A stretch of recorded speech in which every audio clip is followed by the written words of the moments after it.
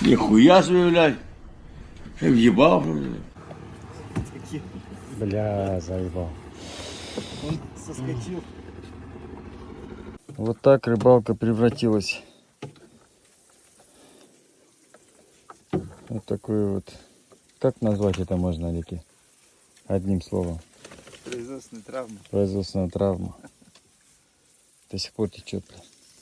Не могу остановить.